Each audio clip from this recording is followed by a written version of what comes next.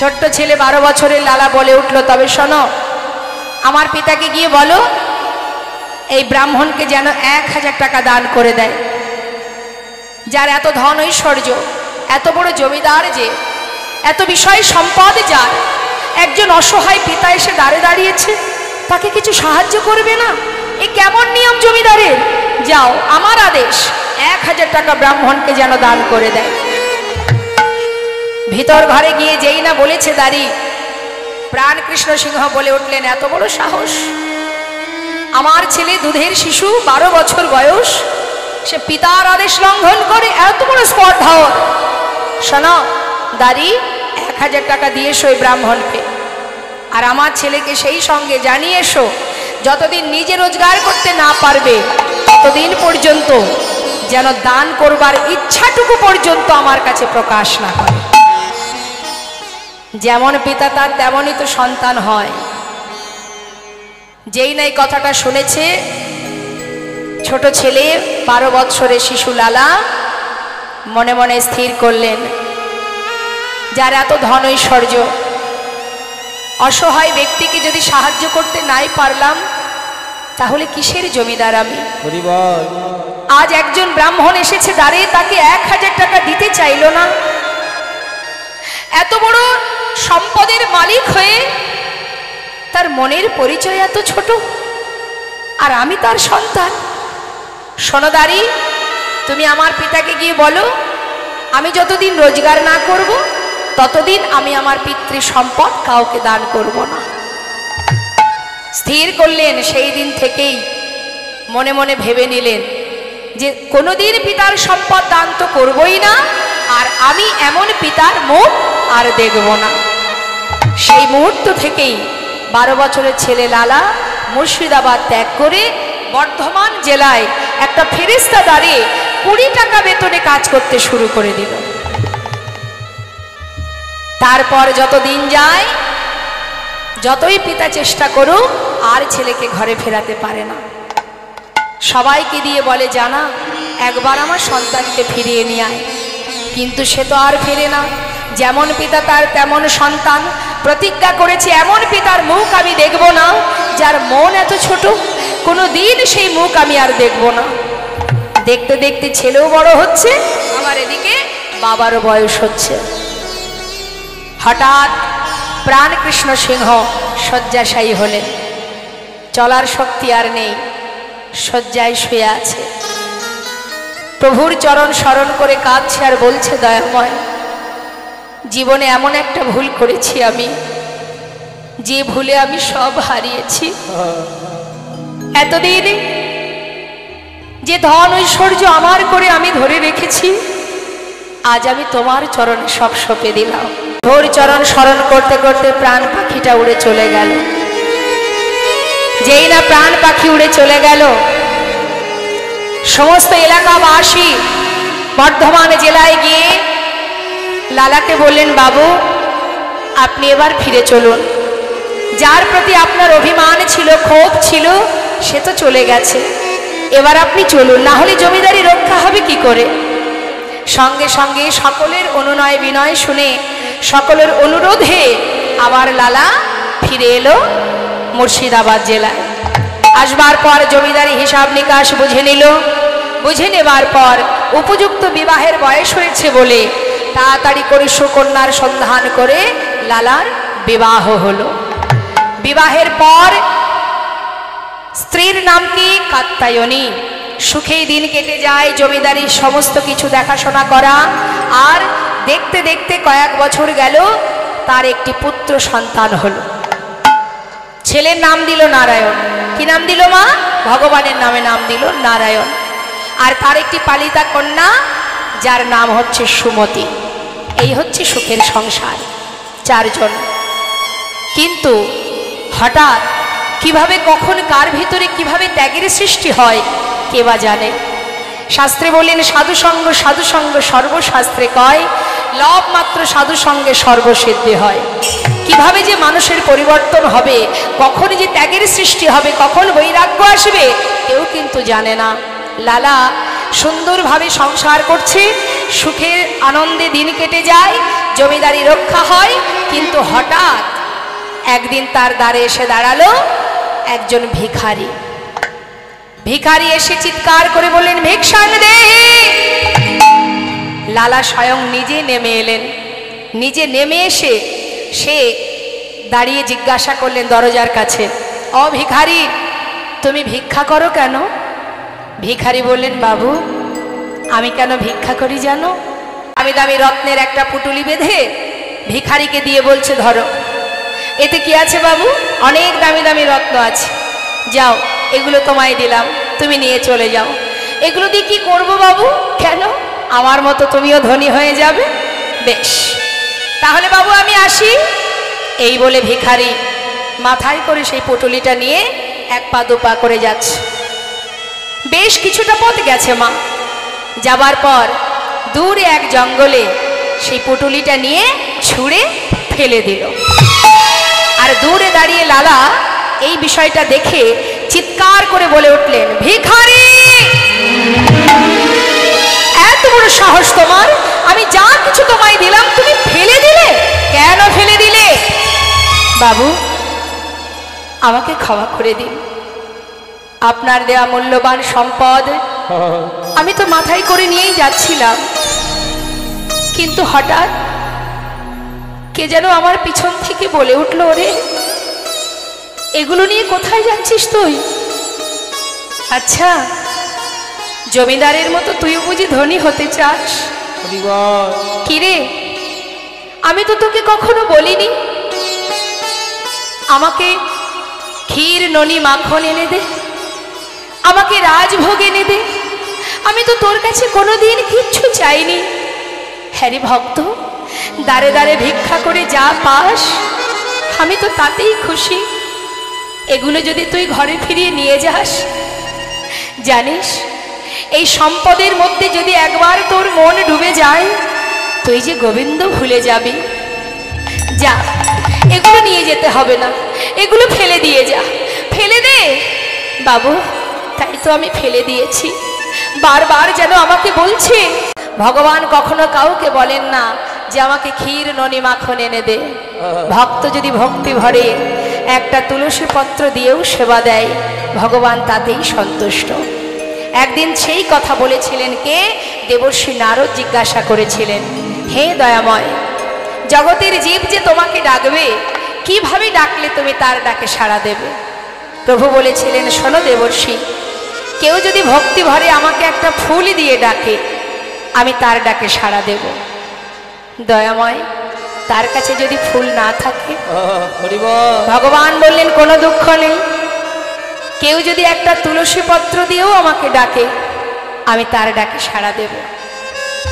আচ্ছা প্রভু, সেই ভক্তের কাছে যদি তুলসী পাতাও না থাকে? প্রভু বললেন তাতেও দুঃখ নেই, কেউ যদি আমাকে এক গণ্ডূষ গঙ্গা জল দিয়ে ডাকে, আমি তাতেই সাড়া দেব। হে প্রভু, যদি তার কাছে গঙ্গার জলও না থাকে? প্রভু বললেন তাতে আর দুঃখ কেন? এই জগতের কোনো কিছুই যদি না থাকে তাতে কোনো দুঃখ নেই। আমি তো আমার প্রত্যেকটি সন্তানকে দুটি করে নয়নে দিয়েছি। হরিবল হরিবল। একটাই দিয়েছি গঙ্গা, একটাই দিয়েছি যমুনা। জীব যদি সংসারের জন্য সারা জীবন কাঁদে, আর আমার জন্য যদি মাত্র দুফোঁটা বাড়ি বরিশন করে, যদি দুফোঁটা নয়ন বাড়ি বরিশন করে, আমি যুগে যুগে সেই ভক্ত চরণে দাস হয়ে পড়ে থাকি। কেউ যদি আমাকে ডাকার মতো ডাকে, সারা জীবন ধরে ডাকতে হয় না। সবরীর ঘরের এঠো কুল যদি সেবা করতে পারি, তাহলে তুমি দাঁড়ে দাঁড়ে ভিক্ষা করে আমার জন্য যা কিছু দেবে, আমি তাতেই সন্তুষ্ট ভিখারি। এই ধন ঐশ্বর্য সঙ্গে করে নিয়ে যেতে হবে না, এগুলো ফেলে দাও। আহা, সত্য কথা মা। হস্তিনাপুরে ভগবান কৃষ্ণ যখন যায়, দুর্যোধন বলেছিল, সখা আমি তোমায় রাজভোগ খাওয়াবো। ভগবান বলেছিলেন খেতেই যদি হয় তাহলে আমি বিদুরের ঘরে শাকন্য সেবা করব। বিদুরের স্ত্রী একটি কলার খোসা সেবা দিয়েছিলেন, শ্বাস ফেলে দিয়ে কলার খোসা। ভগবান সেটাই সেবা করেছিলেন, কারণ তাতে ছিল শুদ্ধ প্রেম। চোখের জলে বুক ভাসিয়ে কাঁদছে, আজ আমার ঘরে ভগবান এসেছে, কি খাওয়াবো? মনের আনন্দে একটি কলা সেবা দিতে গিয়ে ভুল করে শ্বাস ফেলে খোসাটা দিয়েছিলেন। ভগবান সেই খোসাটাই সেবা করছে আর ভক্তের দিকে তাকিয়ে আছে। শুধু তাই নয় মা, রাম অবতারে সবরই যে সকলের অবহেলিতা ছিলেন, ঘৃণার পাত্রী ছিলেন, সেই সবরই দীর্ঘদিন ধরে জঙ্গলের মধ্যে রামের আশা পথে নয়নে দিয়ে রামকে কি খাওয়াবে সেই চিন্তা করে জঙ্গল থেকে কুল পেড়ে আগে নিজে খেয়ে দেখতো কুল টক না মিষ্টি। যেটা এঁঠো কুল দেখা যাচ্ছে সেটা মিষ্টি, অর্ধেকটা খেয়েছে আর অর্ধেকটা গুছিয়ে রেখেছে। কেন? রাম আসলে রামকে দেব। ভক্তি যদি থাকে, শুদ্ধ প্রেম যদি থাকে, তুমি যেভাবে সেবা দাও না কেন তাতেই ভগবান সন্তুষ্ট। সে তো আর কিছু চাই না। ভক্তি ভরে যদি তুমি ভালোবাসতে পারো, আর কিছু সে চায় না। তার একটা প্রমাণ আপনাদের দেব। বেশি দূর নয়, বর্ধমান জেলায়, যেটা আজও বর্তমান, আপনারা দর্শন করে আসবেন। শ্রীখণ্ড নিবাসী মুকুন্দ দাস এবং তার ছোট্ট পুত্র 12 বছরের ছেলে, যার নাম রঘুনন্দন। ঘরে আছে গোপীনাথ সেবা। মুকুন্দ দাস একটু কবিরাজি করতেন, তা এত ভালো কবিরাজি জানতেন তিনি, কোনো ব্যক্তি অসুস্থ হলেই তার ডাক পড়ত। এখন গ্রামে একজন অসুস্থ হওয়ার কারণে মুকুন্দ দাসের ডাক পড়েছে।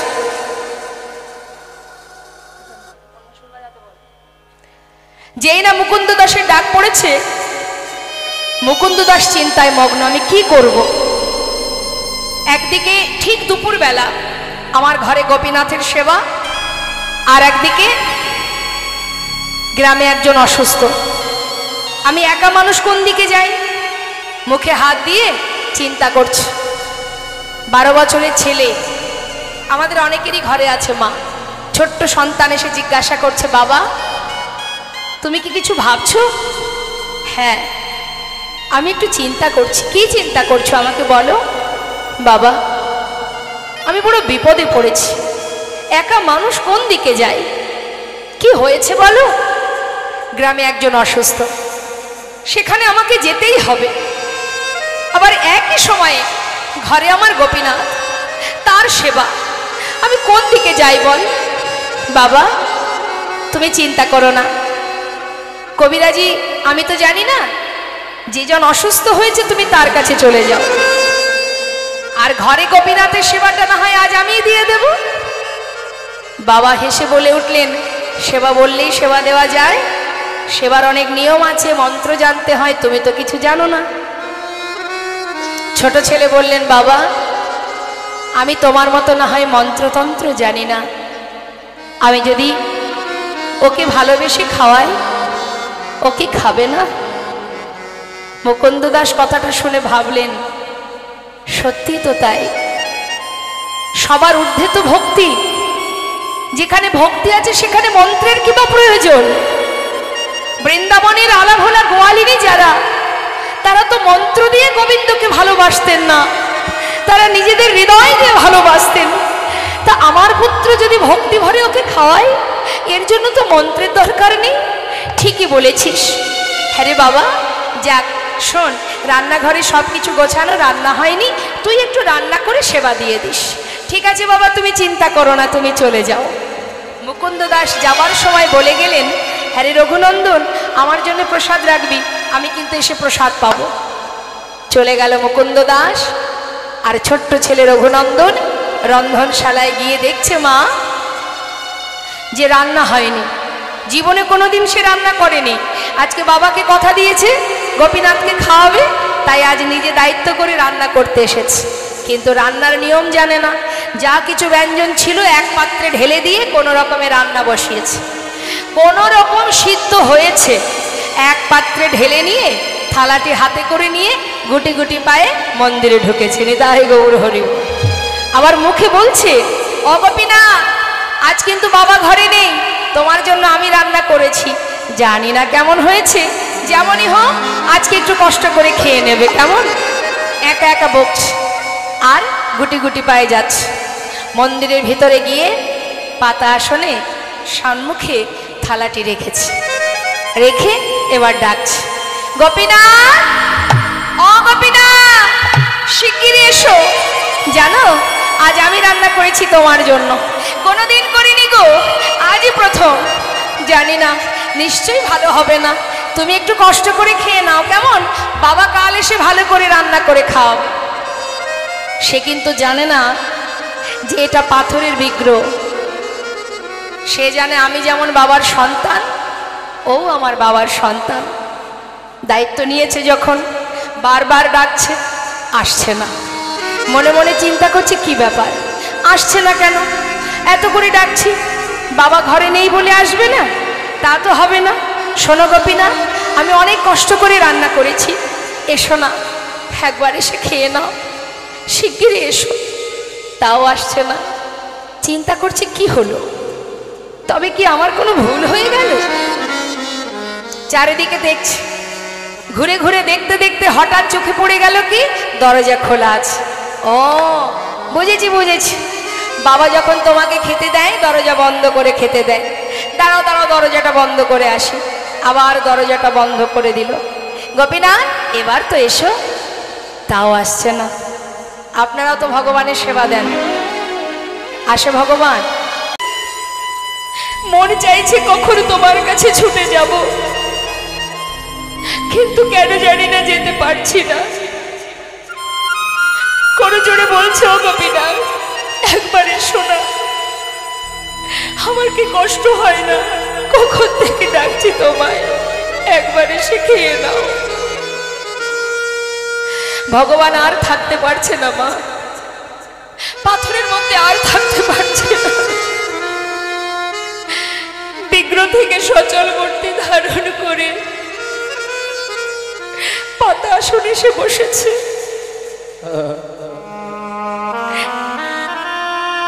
জিজ্ঞাসা করছে, কে করেছে?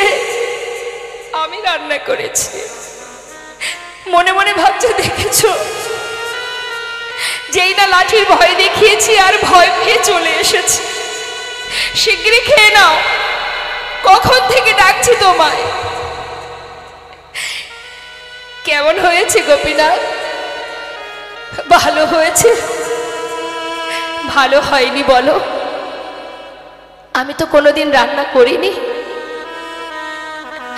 ভগবান চোখের জলে মুখ ভাসিয়ে কাঁদছে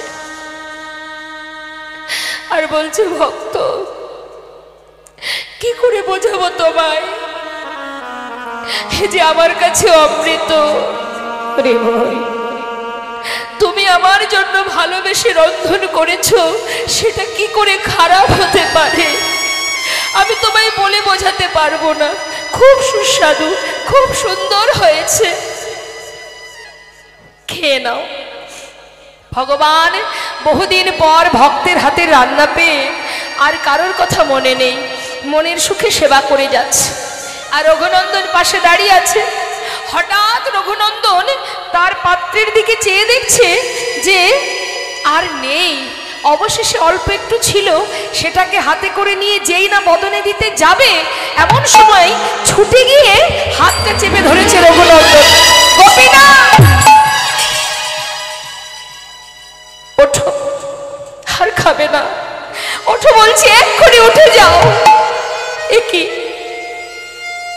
তুমি তো ডেকে ডেকে আমাকে নিয়ে এলে, আবার আমাকে তাড়িয়ে দিচ্ছ? দেব না। তোমাকে আমি ডেকেছি বটে, তাই বলে তুমি সবটুকু খাবে? তুমি জানো না আমি যা কিছু রান্না করেছি সবই তো তোমায় দিয়েছি, এখনো আমি খাইনি, আমার বাবা খাইনি, আমাদের জন্য একটু রাখবে না? পুরোটাই তুমি খেয়ে নেবে। প্রভু বলে উঠলেন, দেখো জানো রঘুনন্দন, এতদিন পর না তোমার হাতে রান্না পেয়ে আজ আর আমার কারোর কথা মনে ছিল না। ঠিক আছে, আমার হাতে যেটুকু আছে এটুকু আমি তোমার জন্য রেখে গেলাম। বেশি তো ছিল না মা, যেটুকু ছিল নিজে সেবা করে সুন্দর করে থালাটি ধুয়ে তুলে রেখেছে। যথাসময়ে মুকুন্দ দাস ঘরে ফিরেছে, গ্রামের কাজ সেরে ঘরে ফিরেছে। জিজ্ঞাসা করছে, রঘুনন্দন বলো বাবা, কিরে ঠিকঠাক সেবাটা দিয়েছিস তো? হ্যাঁ বাবা, তোমার চিন্তা নেই। আচ্ছা আমার বড় কাজটা তুই করে দিয়েছিস, এবার আমাকে একটু প্রসাদ দে তো, খুব খিদে পেয়েছে। জানো বাবা, আজ আর প্রসাদ নেই। প্রসাদ নেই কেন? প্রসাদ কি হলো? কোনো ভক্ত এসেছিল নাকি ঘরে? না না, কেউ আসেনি। তোমার ওই গোপীনাথই তো সব খেয়ে নিচ্ছিল।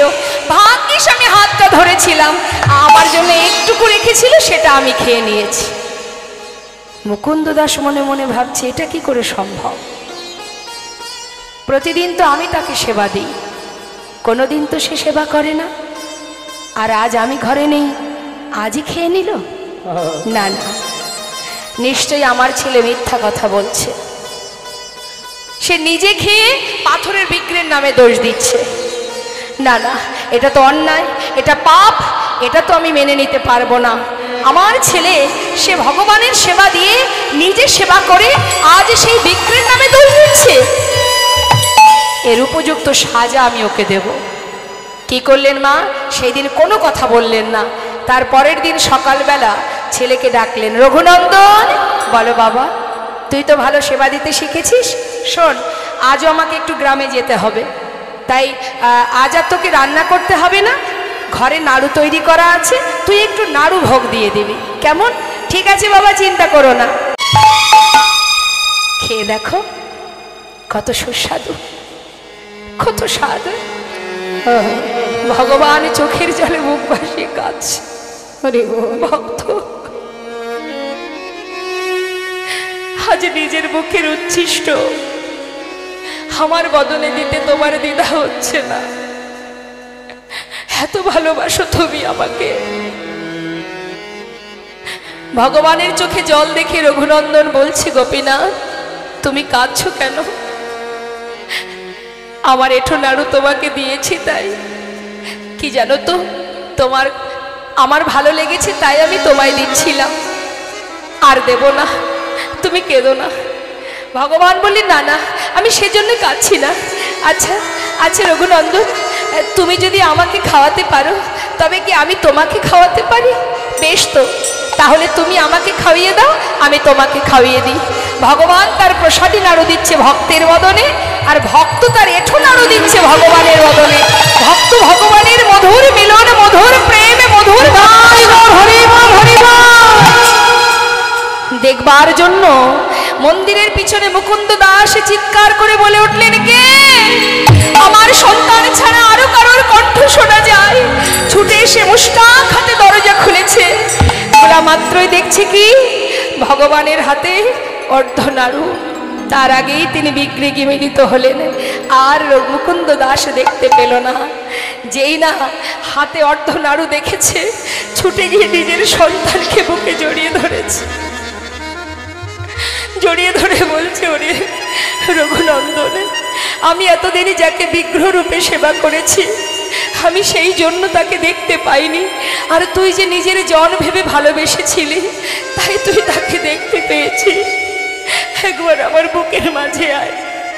বুকের মধ্যে জড়িয়ে ধরে কাঁদছে আর বলছে, ওরে এতদিনে যার সেবা আমি দিলাম সেই সেবা আমার ব্যর্থ হলো, হায় আমার কাছে আয়, তোকে জড়িয়ে ধরে আমার অযোগ্য দেহ আমি যোগ্য করি, এতদিনের অযোগ্য দেহ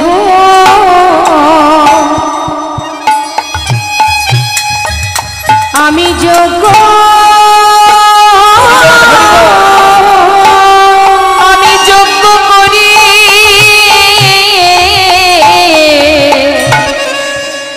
তোর মতো ভক্ত সন্তানে আমি জড়াইয়ে ধরে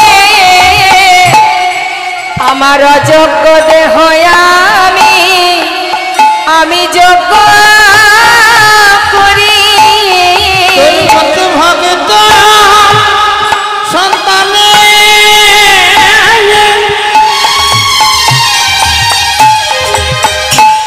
আমি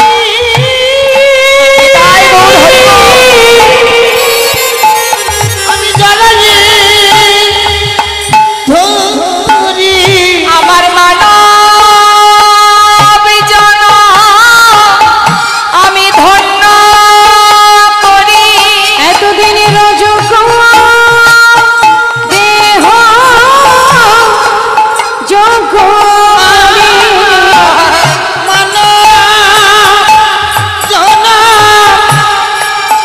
ধন্য করি ভক্ত সন্তানে জড়ায়ে ধরে এতদিনের অযোগ্য দেহ আমি যোগ্য করি ভক্ত সন্তানে জড়ায়ে ধরে ধন্য করি যোগ্য দেহ যোগ্য আমার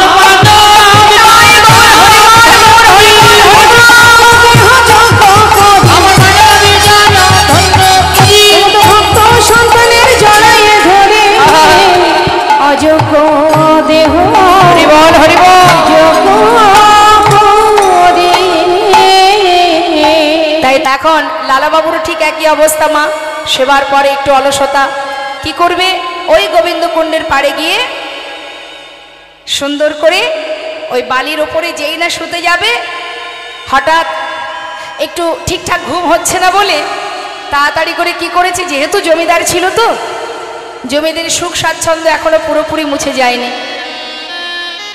জমিদারির বিছানায় ঘুমিয়ে থেকে থেকে এতদিন কেটেছে সে বালির বিছানায় ঘুমাবে কি করে তাড়াতাড়ি করে কিছুটা বালি এক জায়গায় করে একটা বালিশ তৈরি করেছে করে সেখানে মাথাটা রেখে শুয়ে আছে রাত পার হয়ে গেছে সকাল হয়েছে চোখটা খোলা মাত্রই দেখছে সামনে এক বাবাজি দাঁড়িয়ে আছেন তাই গৌর হরিব হন্তদন্ত হয়ে বিছানা থেকে উঠেছে বালির বিছানা থেকে করজোড়ে জিজ্ঞাসা করছে বাবাজি পরিচয় বাবাজি বললেন আমার পরিচয় ভগবানের সংসারের কি কর্ম বাবাজি বললেন আমি যদি তোমায় কোনো কাজ দেই এই বৃন্দাবনে তুমি করবে বাবাজি তুমি যা বলবে আমি তাই করব তুমি বলে দাও আমাকে কি করতে হবে শোনো লালা তুমি ছিলে বড় জমিদার তাই তোমার কর্ম হচ্ছে এই বৃন্দাবনে যতদিন তুমি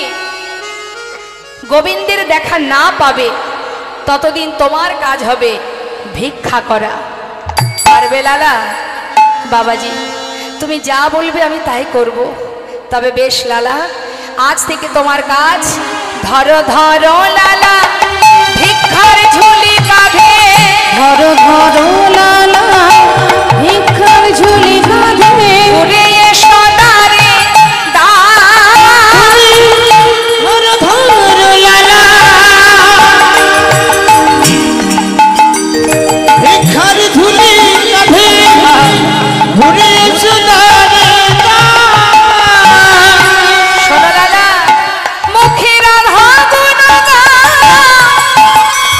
আর ভিক্ষা মেঘে নাও কৃষ্ণ পদ করো রাধা গুণগান ভিক্ষা মেঘে নাও কৃষ্ণ পদ পরশান তুমি দাঁড়ে দাঁড়ে ভিক্ষা মেঘে আনো তুমি দাঁড়ে দাঁড়ে ভিক্ষা জামে গিয়ে আনো মুখে রাধা রাধা নাম করো আর দাঁড়ে দাঁড়ে ভিক্ষা মেঘে আনো রাধা শোনো গানে করো দাঁড়ে দাঁড়ে ভিক্ষা মেঘে আনো মুখে রাধা গুণগান ভিক্ষা মেঘে নাও কৃষ্ণ পদ করো রাধা গাও ভিক্ষা মেঘে নাও কৃষ্ণ পদ করো দিল কাঁধে কি ভিক্ষার ঝোলা। প্রতিদিন দাঁড়ে দাঁড়ে ভিক্ষা করে, মুখে কৃষ্ণ নাম রাধা নাম। এইভাবে দিন যায়। হঠাৎ একদিন ওই বৃন্দাবনে তার পরিবারের সঙ্গে দেখা হয়ে গেল। পরিবারে তার স্ত্রী, তার পুত্র, তার কন্যা, তারা মুর্শিদাবাদ থেকে বৃন্দাবনে গিয়ে যেই না স্বামীর সঙ্গে দেখা করল, মা কাত্যায়নী স্বামীর এহানো বেশ দর্শন করে, সেই ভিখারির বেশ দর্শন করে নয়নের জলে বুক ভাসিয়ে কাঁদছে। স্বামী যে এত বড় জমিদার, যার এত সুখ এত শান্তি, আজ তার কাঁধে ভিক্ষার ঝুলা, হে যে আমি দেখতে পাচ্ছি না। তুমি ঘরে ফিরে চলো স্বামী, তুমি ঘরে ফিরে চলো। লালাবাবু বলে উঠলেন, কাত্যায়নী তুমি কোন ঘরে যেতে বলছো আমায়? এটাই তো আমার ঘর, আমি তো আপন ঘরে এসেছি, আর আমি কোথাও যাব না, তোমরা চলে যাও। নারায়ণ বলে উঠলেন, বাবা তুমি যদি ফিরে নাই যাবে, তাহলে বৃন্দাবনে তোমার একটি থাকবার জায়গা করে দিই। বললেন, তুই যদি করে দিস আমার কোনো বাধা নেই, আমি আর কোনো অর্থে হাত দেব না। সেই সময় নারায়ণ সুন্দর করে পিতার জন্য একটি মন্দির নির্মাণ করে দিলেন। আর সেই মন্দিরে যে বিগ্রহ স্থাপিত হলো, যার নাম কৃষ্ণচন্দ্রমা। কিন্তু ওই বিগ্রহ সেবা কিন্তু লালা দিতে পারে না, কারণ তার তো দীক্ষা হয়নি। সেবা দেওয়ার জন্য এক পূজারী রাখা হয়েছে, আর লালার কাজ কি? প্রতিদিন ভিক্ষা করা। এখন আজও আপনারা যদি বৃন্দাবনে যান, দেখতে পাবেন আজও সেই লালার মন্দির, রাধাকুণ্ডের পাড়েই লালার মন্দির আজও বর্তমান। দর্শন করে আসবেন। সেখানে ওই লালার মন্দিরে যে বিগ্রহ, তার নাম কৃষ্ণচন্দ্রমা। সেবা দেয় এক পূজারী, লালা দিতে পারে না। দেখতে দেখতে লালার বয়স হচ্ছে, কিন্তু তার মনে একটাই দুঃখ, যার জন্য জীবনের সর্বস্ব পরিত্যাগ করে ছুটে এলাম। সময়ের সাথে সাথে আয়ুরবি পশ্চিম দিকে ঢলে পড়তে চলল, এখনো তার দেখা আমি পেলাম না। হে করুণাময়, কি অপরাধ আমার, কেন তোমার দেখা পেলাম না? কি অপরাধ করেছি আমি, কেন আমার দীক্ষা হলো না? আর যে ভালো লাগে না প্রভু, নিজে হাতে তোমায় সেবা দিতে পারি না, কি অপরাধ আমার। প্রতিদিন ঠাকুর ঘরের সামনে দরজার কাছে বসে কাঁদে লালা। হঠাৎ একদিন পূজারীকে বলছে, মন্দিরের পূজারীকে, পূজারী আজ আর আমার ভিক্ষা করতে ভালো লাগছে না, আমি একটু দূরে এই গুহার মধ্যে বসে বসে ভজন করব, তুমি একটু আমাকে প্রসাদ দিয়ে আসবে, কেমন? বেশ। লালাকুন চলে গেল গুহার মধ্যে, গিয়ে আপন মনে ভজনে বসলেন। আর ভজন করতে করতে প্রতিজ্ঞা করলেন, হে দয়াময়, শুনেছি তোমাকে যদি কেউ ডাকার মতো ডাকে, তুমি নাকি দূরে থাকতে পারো না। আজ এই গুহার মধ্যে বসে রইলাম আমিও দেখতে চাই কত সময় তুমি আমার ডাকে সাড়া না দিয়ে থাকতে পারো। যত সময় তোমার দেখা না পাবো, এই গুহা থেকে আমি আর বাইরে বেরোবো না। আপন মনে বসে বসে ভজন করছি। আর এদিকে মন্দিরের পূজারী, যাকে বলে গেছে একটু প্রসাদ দিয়ে আসার জন্য, সেই পূজারী ভোগ নিবেদন করে প্রসাদ নিয়ে যেই না যাবে লালাকে প্রসাদ দিতে, হঠাৎ দেখছি ঝড় আর বৃষ্টি শুরু হয়ে গেল। প্রভুর কি লীলামা! লালাকে গুহা থেকে বাহির করবার জন্য ভগবান মনে মনে স্থির করলেন, লালা যখন প্রতিজ্ঞাবদ্ধ, ওকে তো গুহা থেকে বাহির করতেই হবে। তাই কি করলেন, যেই না ঝড় বৃষ্টি শুরু হলো, সঙ্গে সঙ্গে পূজারী মনে মনে ভাবছে, এত বৃষ্টি, কি করে যাব প্রসাদ দিতে? বৃষ্টি বন্ধ হোক তারপরে যাব।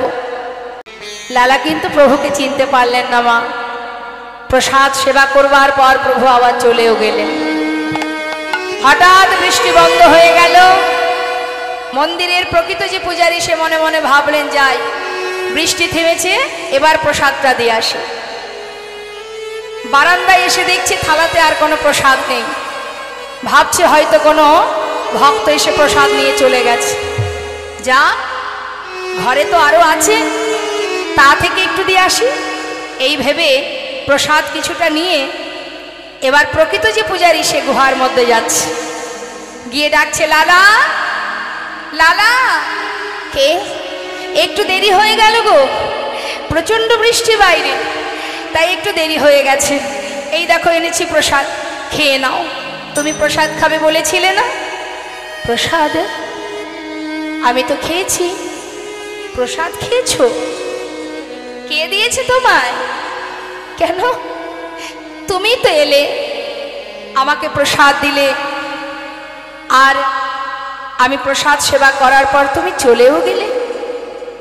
আমি এসেছিলাম? লালা, আমি তো আসিনি। তুমি আসনি? তবে কে এসেছিল? তোমার মতো দেখতে, তোমার মতো রূপ, তোমার মতো বেশ, তোমার মতো কণ্ঠ, ঠিক তোমারই মতো আমাকে প্রসাদ দিয়ে চলে গেল। বিশ্বাস করো লালা, আমি কিন্তু তোমার কাছে আসিনি। পূজারী, তবে কে এসেছিল আমার কাছে? একটিবার বলো না। পূজারী বলছে, লালা, তুমি চিনতে পারোনি তাকে? সে এসেছিল তোমার কাছে, তুমি তাকে চিনতে পারলে না লালা। পূজারী, তুমি কার কথা বলছো? বলো না কে এসেছিল আমার কাছে।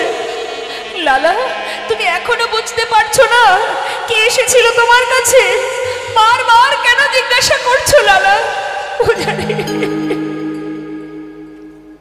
আমাকে বলে দাও, তবে কি প্রভু এসেছিল? সে কি এসেছিল আমার কাছে? পূজারী বলে উঠলেন, লালা, এখনো তোমার মন্ত্র পাওয়ার সময় হয়নি, তুমি ফিরে যাও। সময় হলে আমি তোমায় নিজে এসে মন্ত্র দিয়ে যাব। বাবাজি, কি আমার অপরাধ? কেন এখনো তুমি আমায় দীক্ষা দেবে না? কোন কারণে তুমি দীক্ষা দিচ্ছ না? কি অপরাধ আমার? আজ তোমায় বলতেই হবে, না হলে তোমার চরণ ছেড়ে আমি যাব না। বাবাজি বললেন, তবে শোনো, তোমাকে বলেছিলাম তুমি সবার ঘরে ভিক্ষা করবে, কারোর ঘর বাদ দেবে না। কিন্তু লালা, তুমি প্রত্যেকের দ্বারে ভিক্ষা করেছ, জগৎ শেঠের ঘরে কেন ভিক্ষায় যাওনি? বাবাজি, ওদের সঙ্গে আমাদের একটু পুরানো দ্বন্দ্ব আছে, সেই জন্য যায়নি। দ্বন্দ্ব? কি জন্য? তুমি যখন জমিদার ছিলে, তুমি যখন জমিদারি রক্ষা করতে, তখন তোমার দ্বন্দ্ব ছিল। কিন্তু আজ তো তুমি আর জমিদার নও, আজ তো তোমার সেই জমিদারি নেই, তবে দ্বন্দ্ব কেন থাকবে লালা? শোনো, যার সঙ্গে তোমার দ্বন্দ্ব আছে তার ঘর থেকে যদি তুমি এক মুষ্টি তণ্ডুল ভিক্ষা করে আনতে পারো, তবেই আমি তোমায় মন্ত্র দেব। নিতাই গৌর হরি বল। এখান থেকে আমাদের একটা জিনিস বোঝা হলো, মা, কারোর প্রতি যদি আমাদের কখনো কোনো ক্রোধ বা হিংসা থেকে থাকে, তাহলে আপনার বাড়িতে যতই আপনি বৈষ্ণব সেবা দেন, হরিবাসর করুন, যজ্ঞ করুন, সবে কিন্তু বৃথা হয়ে যাবে। যদি কারোর সঙ্গে দ্বন্দ্ব থাকে, তার ঘরে গলবস্ত্রে মাথা নত করে ভিক্ষা করে আনতে হবে এবং তাদেরকে নিমন্ত্রণ করতে হবে। তারা যদি আপনার ঘরে আসে, সসম্মানে তাদের সেবা দিতে হবে, তবেই কিন্তু আপনার এই ভগবৎ সেবা সার্থক হবে। তাই কখনো ভিতরে হিংসা নিয়ে, ক্রোধ নিয়ে, দ্বন্দ্ব নিয়ে, বিবাদ নিয়ে কোনোদিন ভগবৎ কৃপা লাভ করা যায় না। যাও লালা, যার সঙ্গে এতদিনের শত্রুতা, এতদিনের দ্বন্দ্ব, তার ঘরে গিয়ে নত মস্তকে ভিক্ষা করে নিয়ে এসো, তবেই তোমার দীক্ষা হবে। আমাদের এ জগতে অনেকে আছে, দেখবেন কারোর সঙ্গে যদি একটু গণ্ডগোল ঝগড়া হয়ে যায়, দেখবেন বাড়িতে কোনো শুভ কাজ করলে তাকে নিমন্ত্রণ না করে, তাকে বাদ দিয়েই হরিবাসর বা যে কোনো ভালো কাজ করা হয়। কেন না? ওদের সঙ্গে কথা বলি না, ওদেরকে ডাকবো না। অনেক জায়গায় আছে, এরকম হয়। কিন্তু এই ধরনের শুভ কাজে জানবেন আপনার অর্থটাই শুধু ব্যয় হবে, কাজের কাজ কিছু হবে না। সবার আগে চাই দীনতা। দীনতা না থাকলে ভগবত কৃপা লাভ করা যায় না। কি করলেন? লালা ভিক্ষার ঝোলা নিয়ে বাবাজির কথা মতো জগৎ শেঠের দ্বারে এসে দাঁড়ালেন। নিতাই গৌর হরি বল। মস্ত বড় জমিদার লালা জগৎ শেঠের দ্বারে এসে তার মুখে কৃষ্ণ নাম, চোখে কৃষ্ণ প্রেমের বাড়ি, সারা গায়ে কৃষ্ণ নাম লেখা, কাঁধে ভিক্ষার ঝোলা, মুখে চিৎকার করে বললেন, ভিক্ষাং দেহি, ভিক্ষাং দেহি। আহা, তার হাত থেকে এক মুষ্টি তণ্ডুল নিয়েই আমি চলে যাব, আমার এসব ধন ঐশ্বর্যের প্রয়োজন নেই। সঙ্গে সঙ্গে দাঁড়িয়ে ভিতরে গিয়ে জগৎ শেঠকে বললেন, বাবু, আপনার বহু পুরানো শত্রু আপনার দ্বারে এসে দাঁড়িয়ে আছে, আপনার হাত থেকে ভিক্ষা নেবে বলে। আমার শত্রু? কে সে? আর কে? আপনার পুরানো শত্রু আর কে? ওই যে লালা বাবু। লালা আমার দ্বারে এসেছে? হ্যাঁ, আপনার হাত থেকে এক মুষ্টি তণ্ডুল নিয়ে চলে যাবে। জগৎ শেঠ বলছে, বেশ, আমি দেখতে চাই তাকে। এক পা দু পা করে নিচে নেমে এলেন। এসে দেখছেন কি, সারা গায়ে কৃষ্ণ নাম লেখা, চোখে কৃষ্ণ প্রেমের বাড়ি, মুখের দিকে তাকিয়ে আছে। জগৎ শেঠ জিজ্ঞাসা করছে, তুমি যে বেশে আমার দ্বারে দাঁড়িয়ে আছো, এটা তোমার কোনো ছলনা নয় তো? এটাই তোমার প্রকৃত বেশ তো, নাকি কোনো ছলনা করে এসেছো আমার দ্বারে? লালাবাবু বলে উঠলেন, বন্ধু, না না, আসিনি আজ তোমার কাছে অগবন্ধু কোনো ছলনা। সে দেখো ঘাটের মাঝে পার ঘাটাতে বসে ডাকছে না না, আসিনি আজ তোমার কাছে বন্ধু, আজ কোন ছলনা। ওই দেখো ঘাটের মাঝি পার ঘাটেতে বসে ডাকিছে আমার। যদি এক মুষ্টি দাও গো ভিক্ষা, ও বন্ধু, তবে হবে গুরুপদে দীক্ষা। একই মুষ্টি দাও গো ভিক্ষা,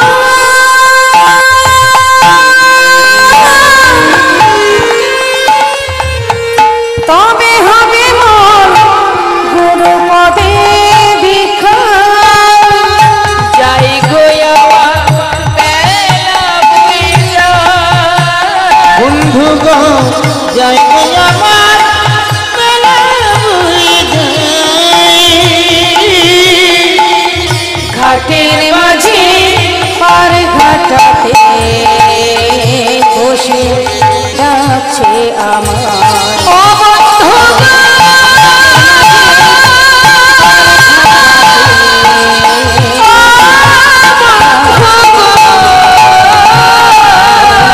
ঘাটের মাঝে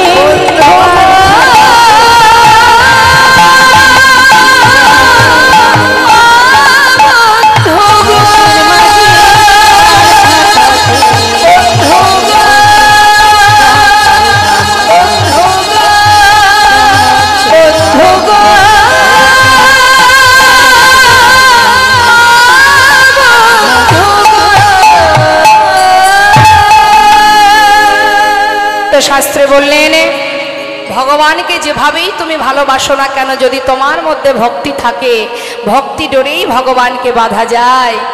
আজ লালা বললেন, দেখো ভিখারি, তোমার যদি মনে এমনটাই হয়, তাহলে তুমি এক কাজ করো, তোমাকে কোথাও যেতে হবে না, তুমি আমার ঘরে থাকবে, তোমার সমস্ত দায় দায়িত্ব আমার, তুমি প্রতিদিন হরিনাম করবে আর আমাকে হরিনাম শোনাবে।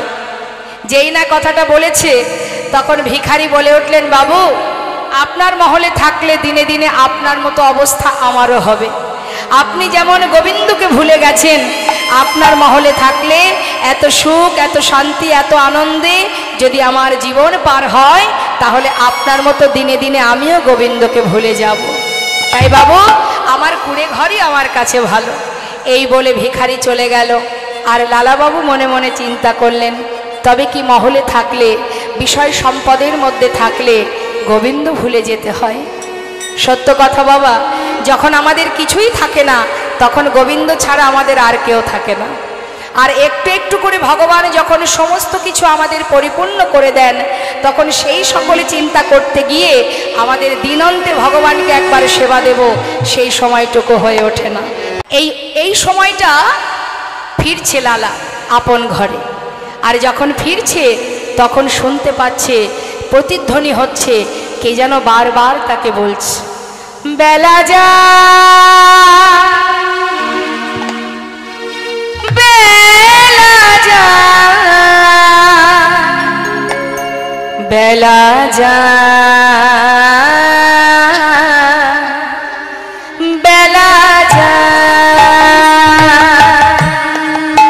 বেলা যা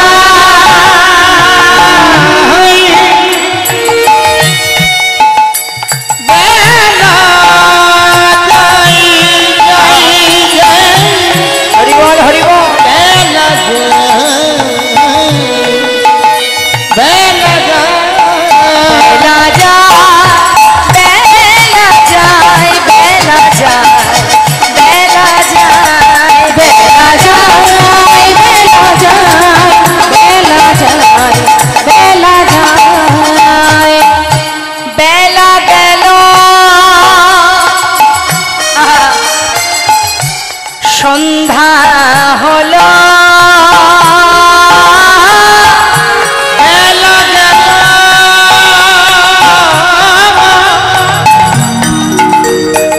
সন্ধ্যা হলো,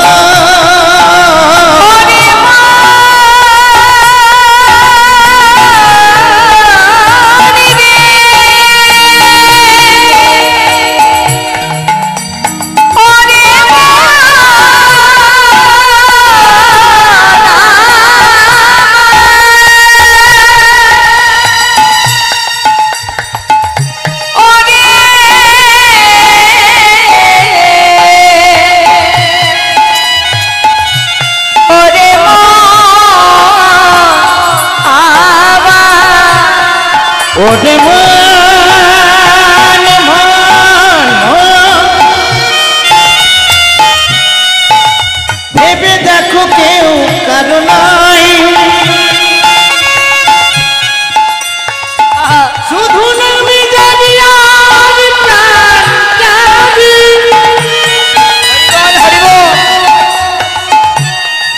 তোমরা একেবারে ভজো ভজো আমার কৃষ্ণ ভজ।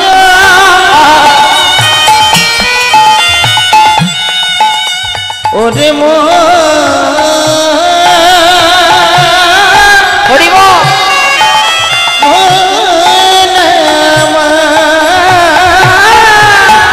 আর বেলা গেল,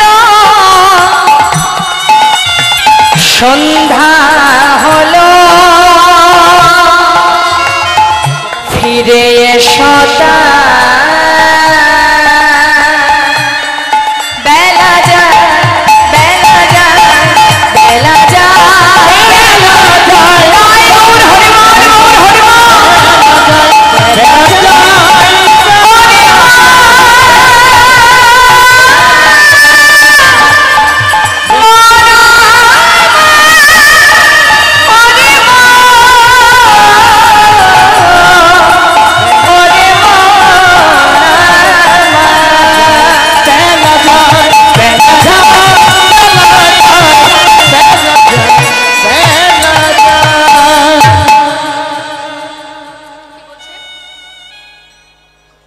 আচ্ছা আচ্ছা বেশ। তো মা পালকি চেপে যখন ফিরছে, পালকি চেপে যখন ফিরছে শুনতে পেল কি, বারবার শুনছে বেলা যায় বেলা যায় বেলা যায়। এমন সময় পালকি থেকে বেয়ারাকে বলে একটু পালকি থামাও। যেই না পালকি থামালো, এক পা দুপা করে সেই রজকন্যার সামনে এসে দাঁড়ালেন জমিদার। এসে বলছে, হ্যাঁ রে মা, তুই কি যেন একটা বললি, আর একবার বল। ভয়ে ভীত হয়ে ঠক ঠক করে কাঁপছে রজকন্যা। জমিদারকে দেখে ভয়ে ভীত হয়ে বলছে, বাবু আমি তো আপনাকে কিছু বলিনি। না না মা, তুই যেন কি বললি, আর একবার বল। বাবু আমি তো আমার পিতাকে বলেছি বেলা যায় বাসনায় আগুনে দাও। না মা, আমি যে অন্য কিছু শুনলাম। তুই যেন বারবার বললি বেলা যায় বাসনায় আগুনে দাও, বেলা যায় বাসনায় আগুনে দাও, বেলা যায় বাসনায় আগুনে দাও। তারা গায়ে কৃষ্ণ নাম লিখে সমস্ত সুখ স্বাচ্ছন্দ্য পরিত্যাগ করে এত ধন ঐশ্বর্য, এত বড় জমিদার আজ কৃষ্ণ ধনে ধনী হবার জন্য সব কিছু ফেলে চলে গেলেন চিরতর বৃন্দাবনের পথে। নিতাই গৌর হরিবল হরিবল। আজ কৃষ্ণ ধনে ধনী হবেন বলে জমিদার লালা চললেন বৃন্দাবনে। এবার আমার মায়েদের কাছে একটু জিজ্ঞাসা করি, আমার ঘুম আসছে নাকি? এত সুন্দর ওয়েদার, ঠান্ডা ঠান্ডা, ঘুম আসছে না? না, যাদের ঘুম এসে গেছে তারা চলেও গেছে। তারা এখানে কিন্তু আর নেই, চিন্তা করছে আর দরকার নেই, বেশি রাত জাগলে শরীর খারাপ হবে, তারপরে গ্যাস হবে, অ্যাসিডিটি হবে, শরীরের অনেক সমস্যা দেখা দেবে। যতই যত্ন করি না কেন, সময় যখন হবে একটার পর একটা সমস্যা দেখা দেবেই দেবে, যতই তুমি সেবা যত্ন করো না কেন। এটা তো প্রকৃতির সৃষ্টি, সে যেমন গড়তে জানে আবার ভাঙতেও জানে, তাই না? তা সে ঠিক ভাঙবে সময়ের সাথে সাথে। যতই আমরা সেবা করি, যতই সময় মতো সেবা করব, সময় মতো ঘুমাবো, সময় মতো সব কিছু করবো, তথাপিও জেনে রাখবেন ঘর যদি পুরানো হয়ে যায়, যতই উপরে আমরা রং করি না কেন, সে যেমন দেয়াল খসে খসে পড়ে, আমাদের দেহের যখন সময় হবে না তখন একটু একটু করে খসতে শুরু হবে, চুল পড়বে, দাঁত পড়বে, চোখে দেখবো না, কানে শুনবো না, নানাবিধ রোগাক্রান্ত হবই হব, তাই না? এটাই গৌর হরি বল। তা ঘুমানোর জন্য দুঃখ করে লাভ নেই। জীবনে এমন একটা দিন আসবে চিরতরে ঘুমিয়ে পড়ব, আর ইচ্ছা করলেও চোখ খুলতে পারবো না। জেগে থাকাটাই আমাদের কাছে মূল্যবান বিষয় হয়ে গেছে। কতটুকু সময় যে তাকাতে পারবো সেটাই জানি না, তাই না? আজ আছি, একটু পরে নাও থাকতে পারি, তাই না? ঠিক তো? আমরা বলতে পারবো যে এখনো এক সপ্তাহ বাঁচবো? রাজা পরীক্ষিত বলতে পেরেছিলেন, তিনি জানতেন আমি এক সপ্তাহ এখনো বাঁচবো, 7 দিন বাঁচবো, কিন্তু আমরা কেউ বলতে পারবো না যে এখনো 7 দিন বাঁচবো। তার মানে কি আমাদের সময় খুব কম। সবাই লাইনে দাঁড়িয়ে আছি, আসার পালা শেষ হয়ে গেছে, এখন যাওয়ার পালা। সবাই লাইনে দাঁড়িয়ে আছি, কখন যে কাকে ডাকবে আমরা কেউ জানি না। নিতাই গৌর হরিবল হরিবল। তাই এবার মায়ের একটু বলুন দেখি, গোবিন্দকে ভালোবাসেন না সংসারকে ভালোবাসেন? আমার মায়েদের কাছে জিজ্ঞাসা করি, কাকে বেশি ভালোবাসেন, ভগবানকে না সংসারকে? জোরে বলুন। সংসার না গোবিন্দকে? সত্যি গোবিন্দকে ভালোবাসেন আপনারা?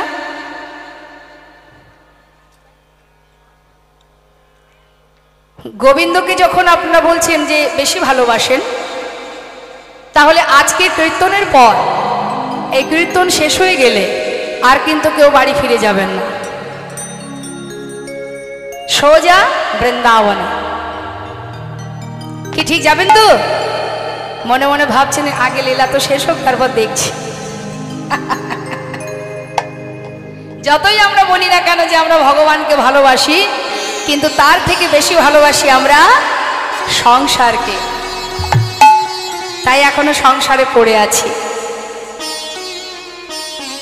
ত্রিতাপ জ্বালা ভোগ করছি।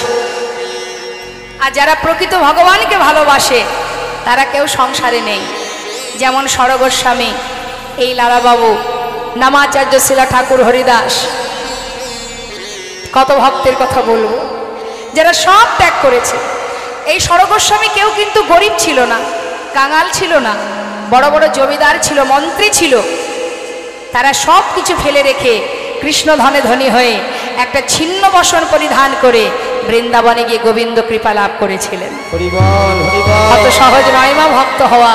আজ লালা যাচ্ছেন সর্বস্ব ছেড়ে কৃষ্ণ ধনে ধনী হয়ে বদনে কৃষ্ণ নাম গাইতে গাইতে। দেখতে দেখতে 2 মাস কেটে গেল, তিনি এসে পৌঁছালেন বৃন্দাবনে। বৃন্দাবনে যখন পৌঁছালেন সন্ধ্যা হয়ে গেছে, কোনো রকমে রাতটা পার করেছে। কোথায়? গোবিন্দ কুণ্ডের পাড়ে।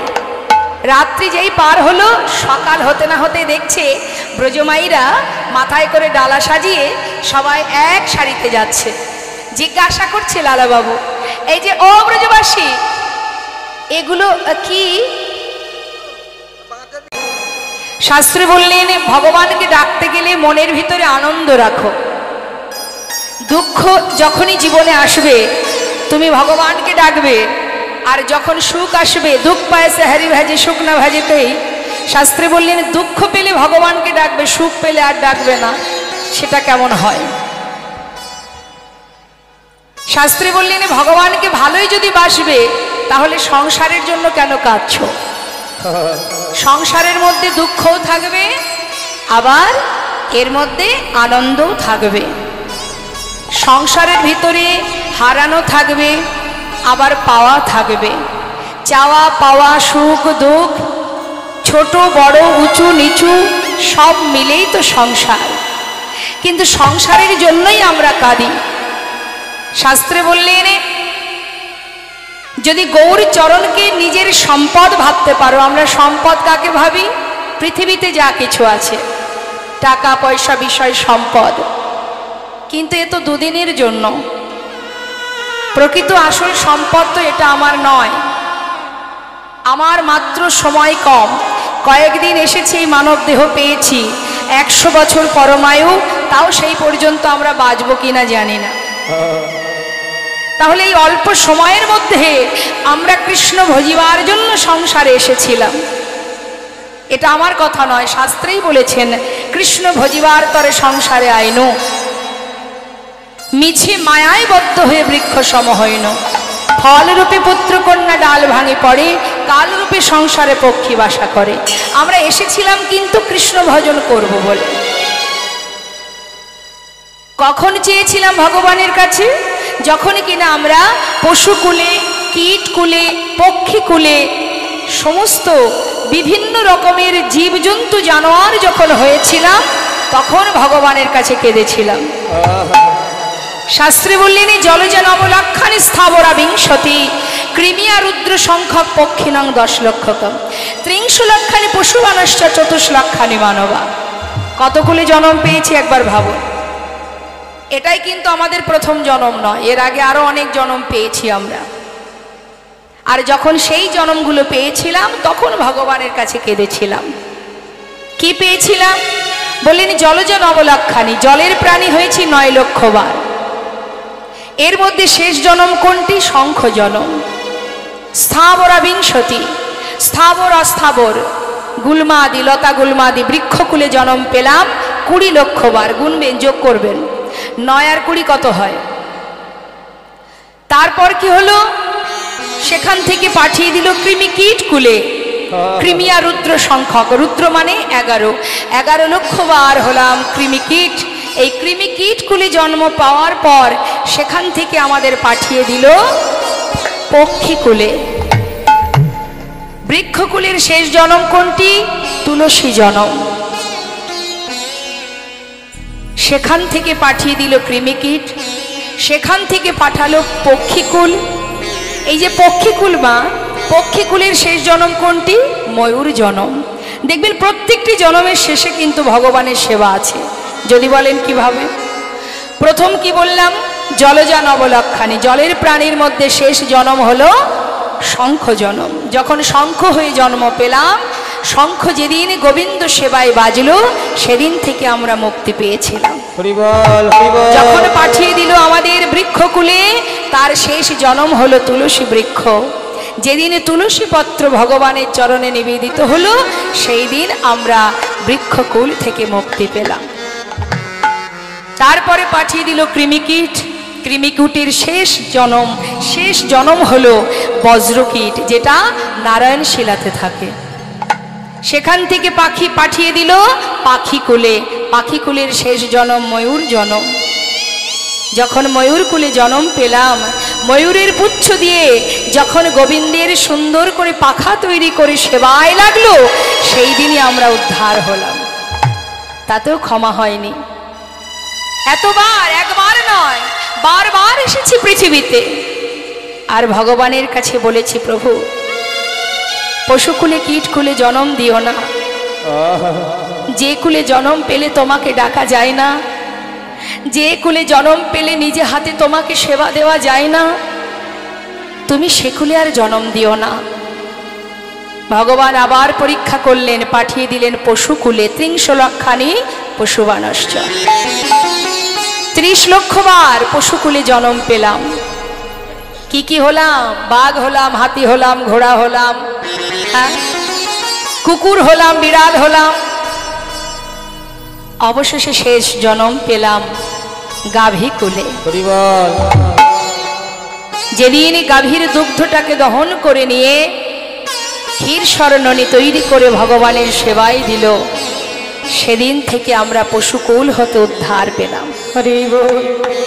সেই সময় থেকে ভগবানের কাছে চেয়েছে, তবেই পাওয়া এই সুন্দর মানব জন্ম। কত সহজ উপায় আমাদের। তাই তো শাস্ত্রে বলছে, হরিনাম করো, হরিনাম করলেও মঙ্গল, হরিনাম শুনলেও মঙ্গল। যেভাবেই হরিনাম করো না কেন, যেভাবেই ভগবানের নাম করো না কেন, তার যা ক্রিয়া সে কিন্তু দেখা দেবে। কাউকে ব্যঙ্গ করতেও যদি বলা হয় কৃষ্ণ নাম হরিনাম, অনেকে বলে দেখবেন, তাতেও মঙ্গল। এটা আমার কথা নয়, শাস্ত্রে বললেন কৃষ্ণ গালি দিতে যদি কেউ করে কৃষ্ণ নাম উচ্চারণ, সেই নাম হয় তার মুক্তিরও কারণ। যদি কাউকে গালি দিতেও অনেকে দেখবেন আছে, সাধুগুরু বৈষ্ণবকে দেখলে একটু ব্যঙ্গ করে, সবাই নয়, হয়তো ব্যঙ্গ করে বলে উঠল হরে কৃষ্ণ হরে কৃষ্ণ।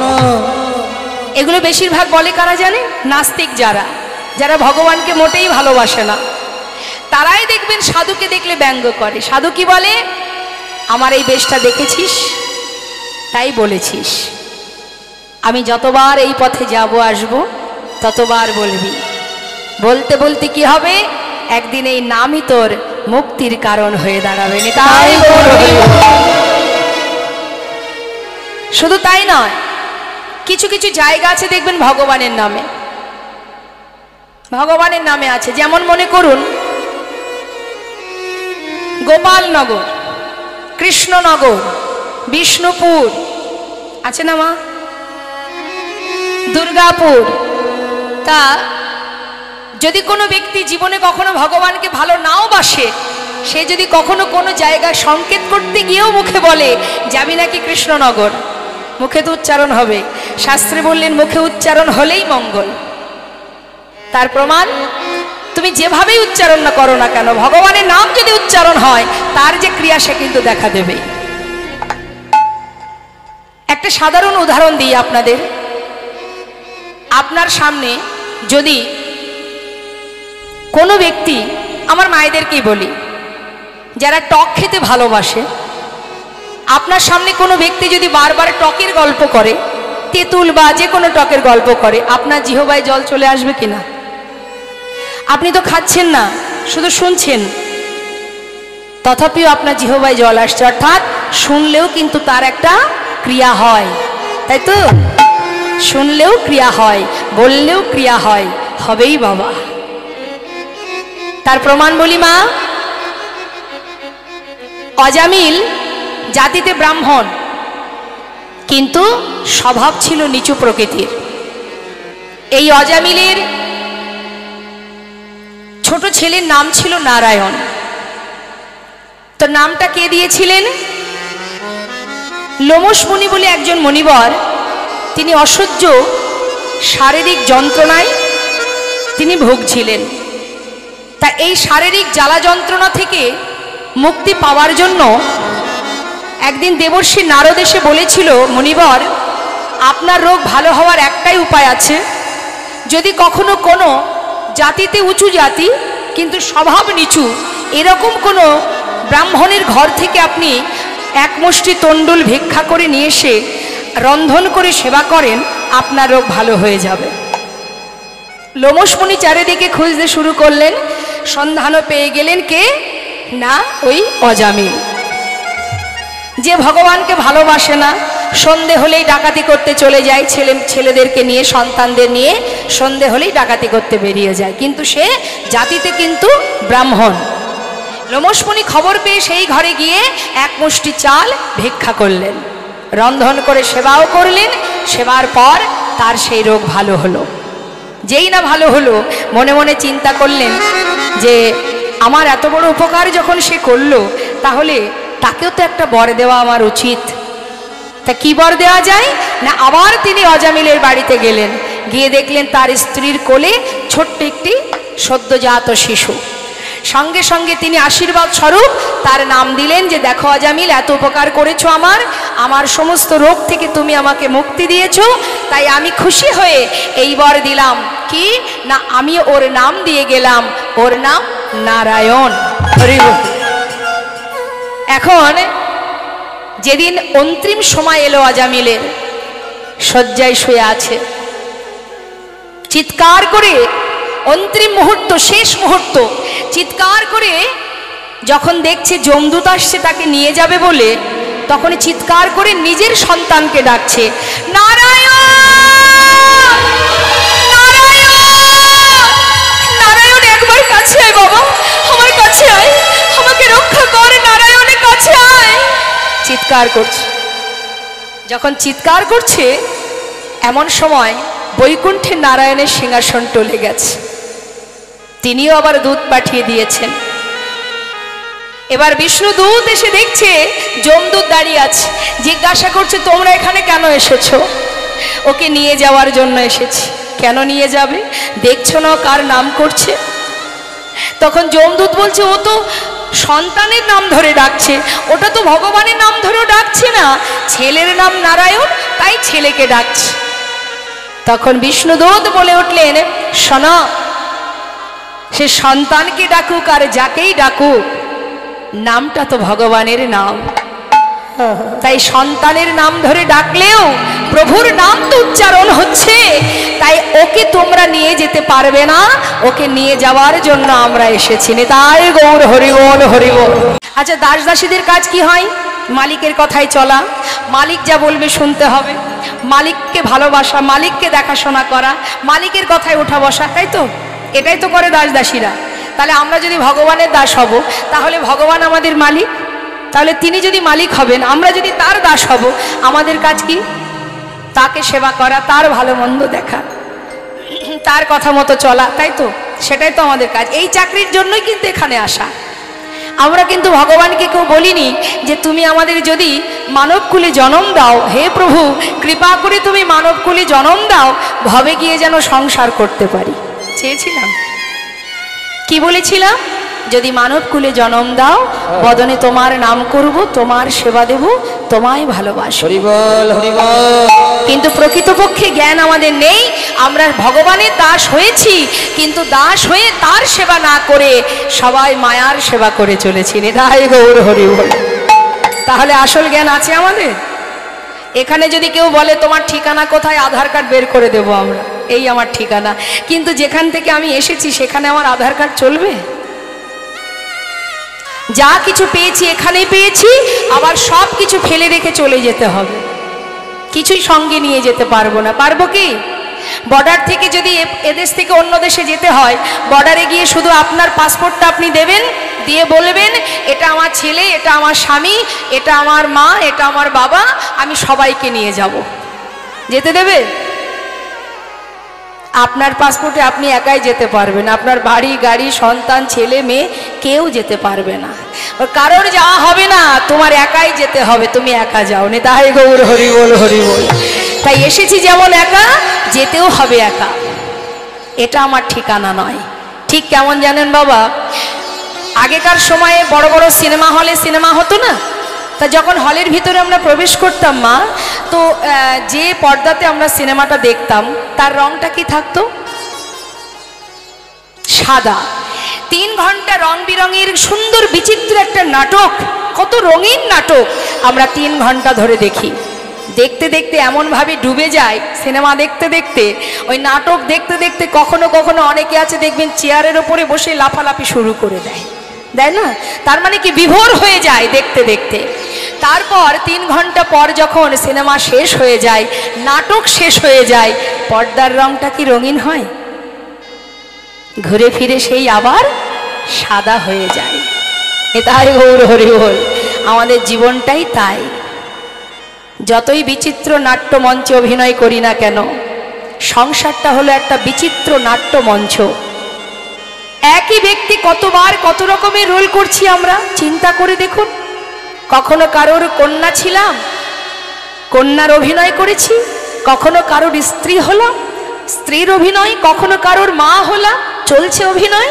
তাহলে অভিনয় কিন্তু আমরাও করছি, কিন্তু এই অভিনয় তো একদিন শেষ হবে, আবার আমাকে ফিরতে হবে। তাহলে যার করুণায় এইভাবে এলাম, তার কাছে যখন আমি যাব, সে যদি জিজ্ঞাসা করে ভাবে গিয়ে করেছিলিটা কি, কি বলবো? কিছুই তো বলার থাকবে না। বাড়ি করেছি, গাড়ি করেছি, বিষয় করেছি, সম্পদ তৈরি করেছি। হ্যাঁ, অনেকে দেখবেন অহংকার করে বলে আমার 5টা বাড়ি আছে, 10টা গাড়ি আছে, আমি করেছি। কত বোকা আমরা! আমি করেছি কত না, 5টা বাড়ি 10টা গাড়ি। এবার আমি একটু বলি মা, 5টা বাড়ি আপনার আছে, 5টা বাড়িতেই কি আপনি থাকতে পারেন একসঙ্গে? থাকেন কোথায়? একটা বাড়িতে। আচ্ছা, একটা বাড়ির পুরো জায়গাটা জুড়ে আপনি থাকেন? থাকেন কি? থাকেন না তো। একটা রুমের মধ্যে থাকেন, একটা রুমের পুরো জায়গা জুড়ে থাকেন। তার মধ্যে যে একটা পালঙ্ক আছে, সেই পালঙ্কের এক পাশে আপনি থাকেন। যদি এখন কেউ বলে যে এই পালঙ্কটা তো তোমার, তুমি মাঝখানে ঘুমাবে, চারিপাশে ঘুমাবে, তুমি এক কোণে ঘুমিয়ে আছো কেন? তখন বলবে হবে না, আরো একজন আছে, সেও এখানে থাকবে। অর্থাৎ যে পালঙ্কে আপনি শুয়ে আছেন, 5টা বাড়ি আপনার হতে পারে, কিন্তু যে পালঙ্কে আপনি ঘুমাচ্ছেন তার এক কোণে আপনার জায়গা, পুরো জায়গাটা জুড়ে আপনি ঘুমাতে পারছেন না, সেখানেও ভাগ আছে। তাহলে আপনার যত যাই থাকুক না কেন, আপনার জন্য ওই মাত্র 3.5 হাত জায়গা, তার বেশি আর নেই। নিতাই গৌর হরি বল, হরি বল।